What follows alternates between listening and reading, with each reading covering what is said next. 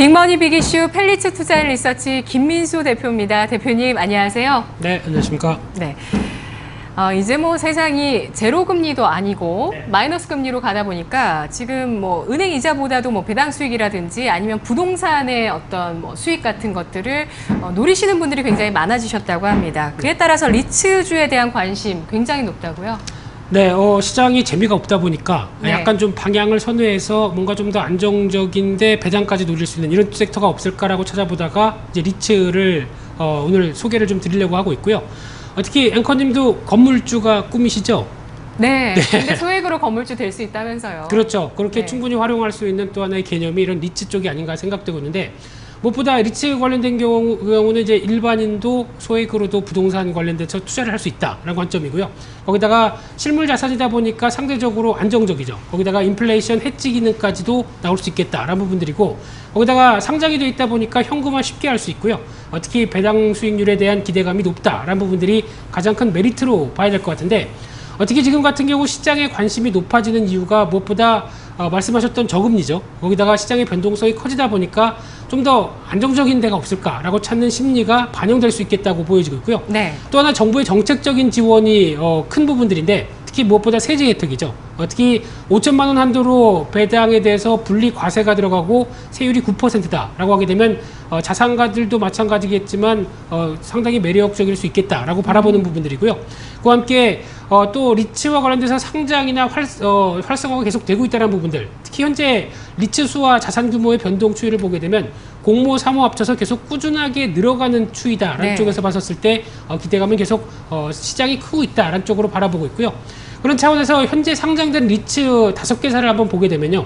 지금 현재 신한 알파 리츠를 비롯해서 5개사가 나와 있는데, 특히 관련된 가장 리츠사는 중요한 게 어떤 대상에 투자를 하느냐, 이 부분이 가장 중요하겠죠. 네. 그런 관점 쪽에서 지금 작년 배당은 오히려 그렇게 크게 부각받지 못하는데 가치에 대해서 부각을 받으면서 주가가 많이 올라간 게 신한 알파 리츠라고 봐야 될 것 같고요.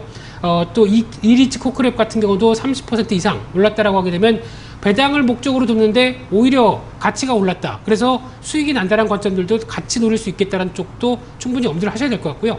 그러다 보니까 올해 상장이 예정된 리츠도 관심이 뜨겁습니다. 첫 번째로 NH 리츠 같은 경우도 서울 스퀘어나 삼성물산 서초사업 이런 쪽을 담당하면서 목표 배당이 한 5%대다. 근데 목표다 보니까 바뀔 수가 있겠죠. 네. 그런 관점 쪽에서 또 이지스 리츠, 그리고 또 시장에 관심이 뜨거운 롯데 리츠 같은 경우도 가장 공모 규모가 클 걸로 보여지고 있고요. 목표 배당은 10%인데 올해는 남은 기간이 별로 없다 보니까 그렇게 뚜렷하게 나오진 않을 것 같고요. 내년에 대한 기대감이 상당히 높으면서 관련된 부분들에 대해서 시각을 많이 가져가고 있다라는 관점들인데, 앞서 잠깐 말씀드린 것처럼 포인트는 중요한 게 이 운용 수익에 따른 안정성이 가장 중요합니다. 네. 즉 대상 물건에 대해서 임대차를 했는데 공실률이 발생한다 그러면 당연히 배당 수익률이 떨어질 수가 있겠죠. 공신률이 중요하군요. 그렇죠. 거기가 예. 가장 중요합니다. 네. 그러다 보니까 이런 배당과 관련된 영향을 끼칠 것들을 체크하는 게 중요할 것 같고요. 또 하나 자산 평가를 했는데 오히려 가치가 떨어졌다. 그러면은 관련된 리츠 주식도 가치가 하락한다. 이런 부분들도 상대적으로 주시하면서 보셔야 될 것 같고요. 네. 그런 차원으로 봤었을 때 앞으로 이제 롯데 리츠의 흥행 여부가 가장 중요하다. 그와 함께 이 자산 배분 전략 쪽에서 또 하나 말씀드리게 되면 현금을 갖고 있느니 차라리 지금 같은 경우 쪽에서 현금보다는 이런 리츠를 활용해서 네. 그를 또 갖고 가는 것도 좋겠다는 관점들인데, 왜 현금을 갖고 있느니라고 표현을 해주시나요? 왜냐하면 가만히 현금을 갖고 있다고 하게 되면은 어떤 물가 가치에 대한 여러 가지 부분들이 방어가 안 되죠.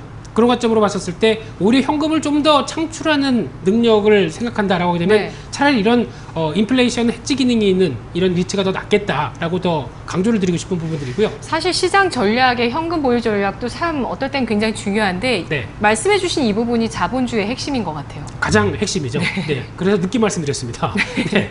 그러다 보니까 네. 또 하나 떠오르는 게, 그러면 네. 리츠 너무 복잡하다. 예. 알아서 리츠를 관리해주는 또 ETF가 있다라고 해서 하나 소개를 시켜드리면은 이 타이거 부동산 인프라 고배당 관련된 쪽입니다. 이쪽 같은 경우는 미래에셋이 국내 최초로 부동산 리츠를 했는데, 거기서 이제 알아서 편입을 하고 있다라고 하게 되면 하반기에 들어오고 있는 NH 리츠나 롯데 리츠 같은 경우도 편입시켜서 네. 충분히 시장의 수익률을 따라갈 수 있다라고 하게 되면 관심이 계속 필요하다, 이렇게 말씀드리겠습니다. 네, 타이거 부동산 인프라 고배당 ETF의 매력은 뭘까요? 뭐 배당이 높은 걸까요? 아니면 골고루 투자할 수 있다는 걸까요? 그렇죠. 예. 저희가 하나씩 다 복잡하게 이거 투자하고 리츠 투자하고 하는 것보다 이걸 하나를 딱 하게 되면은 관련돼서 골고루 리츠를 편입을 해서 같은 배당 수익률이나 아니면 기초 자산들이 움직이는 거를 그대로 또 따라간다라고 봤었을 때 가장 그나마 손쉽게 접근할 수 있지 않나 그렇게 보여지고 있습니다. 알겠습니다. 오늘 분석 여기까지 듣겠습니다. 고맙습니다. 감사합니다.